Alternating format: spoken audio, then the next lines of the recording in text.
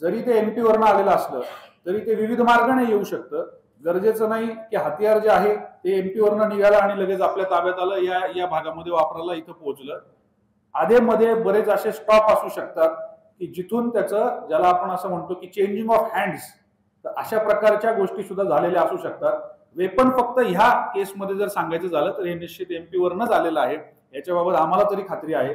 आणि त्याचबरोबर जो प्रश्न आधीचा विचारला गेला होता ज्याच्यामध्ये की एमपी वरनं आणलं जातंय किंवा कुठून आणलं जातंय, आणि त्याच्या जोडून तुम्ही जो प्रश्न विचारला की याच्याबाबत आपल्याला खात्री नाही का, तर इतर काही विषयांमध्ये आम्हाला असं निदर्शनास आलेलं आहे की गरजेचं नाही की वेपन एमपी वरनं आल्यानंतर लागलीच आपल्याकडे पोहोचतं.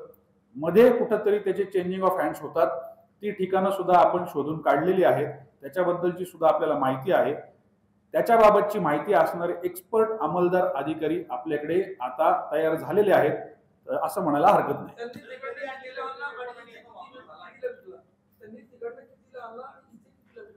ती जी माहिती आहे कितीला वेपन आणलं त्याच्याबद्दल आता बोलणं वावगं ठरणार नाही, कारण की त्याची खात्री होणं, त्याची 100% शाश्वती होणं अद्याप पावेतो आपल्याला, त्याबद्दल लगेच काहीतरी संभाषण करणं योग्य ठरणार नाही.